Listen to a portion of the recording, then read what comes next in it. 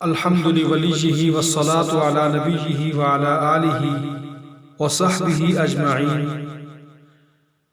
بسم اللہ الرحمن الرحیم۔ کتب علیکم الصیام کما کتب علی الذین من قبلکم لعلکم تتقون۔ صدق اللہ مولانا العظیم۔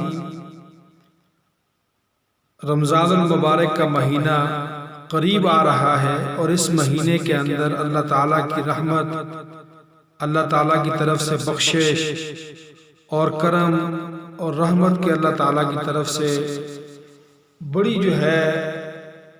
بارش ہوتی ہے۔ اب اس مہینے کے اندر بھی جو شخص اپنی مغفرت نہ کروا سکے اور اللہ تعالیٰ کو راضی نہ کرے روزہ رکھ کر، تو ایسا شخص وہ بہت زیادہ محروم ہے۔ جس طرح حدیث پاک کا مفہوم ہے کہ جو شخص رمضان المبارک کا مہینہ پائے اور وہ روزہ نہیں رکھے تو وہ شخص وہ بدبخت آدمی ہے۔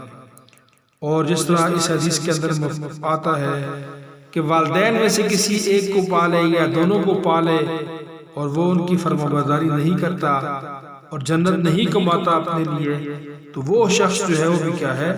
بدبخت آدمی ہے۔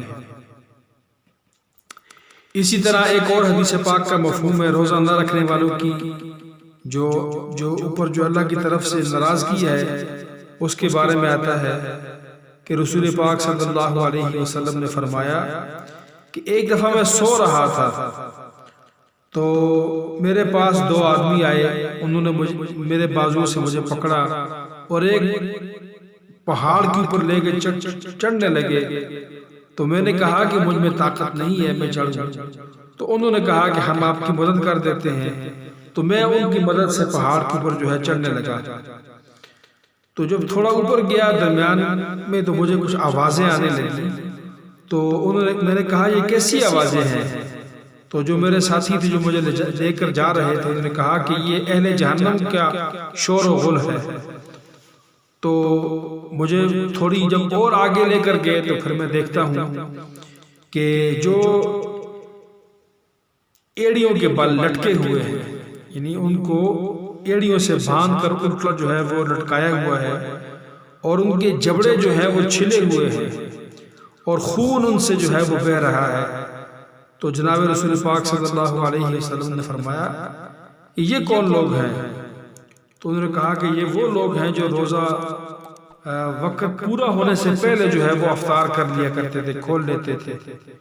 اب اندازہ لگائیں کہ روزہ رکھا اور پورا وقت نہیں کیا، اس سے پہلے کھول دیا، تو اس پر اللہ تعالیٰ کی طرف سے اتنی سخت سزا جو حدیث پاک کے اندر وارد ہوئی ہے کہ ایڑیوں سے اللہ تعالیٰ ان کو وہ جکڑیں گے، الٹا لٹکائیں گے اور ان کے جبڑے وہ چھلے ہوئے اور اندر سے خون بہ رہا ہے اسی بری کیفیت کے اندر۔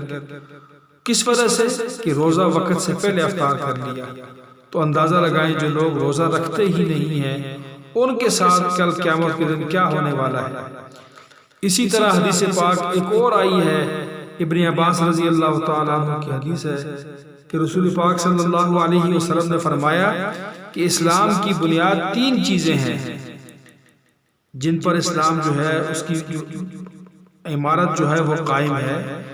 تو ان تین چیزوں میں سے پہلی چیز وہ تو فرض نماز ہے، دوسری اور اس طرح پہلی چیز وہ توحید ہے، دوسری روزہ ہے، نماز ہے، اور تیسری چیز وہ روزہ رکھنا ہے۔ تو جو شخص روزہ چھوڑ دے گا تو اس حدیث کے اندر وارد ہوا ہے کہ ایسا شخص وہ کافر ہے، یعنی وہ مسلمان ہو ہی نہیں سکتا۔ تو اگرچہ علماء نے اس کافر ہونے سے مراد یہی لیا ہے کہ جو انکار کر دے، لیکن پھر بھی دوستو بہت زیادہ سخت وعید اور عذاب اللہ تعالیٰ کی طرف سے یعنی اس ایسے انسان پر نازل ہوگا، اترے گا دنیا اور آخرت کے اندر کہ جس کا وہ انسان تحمل نہیں کر سکے گا۔ تو لہٰذا یہ رمضان المبارک کا مہینہ اس کے اندر ہر دن جو روزے آئیں تو اس روزے کو ہم نے رکھنا ہے اور مکمل رکھنا ہے شروع سے لے کے، یعنی صبح کے وقت سے لے کے طلوع صبح صادق سے لے کے غروب آفتاب تک پورا وقت رکھنا ہے، تاکہ ایسا نہ ہو کہ بعض اوقات ہم روزہ کھولنے میں جلدی کر دیتے ہیں، تو اس کے اوپر بھی بڑی سخت وعید جو ہے یہ حدیث جو ہم نے ابھی پڑھی ہے، اس کے اندر اللہ تعالیٰ نے ہمیں جو ہے اس سے اللہ تعالیٰ ہم سب کو محفوظ رکھے۔ وآخر دعوانا ان الحمد للہ رب العالمین۔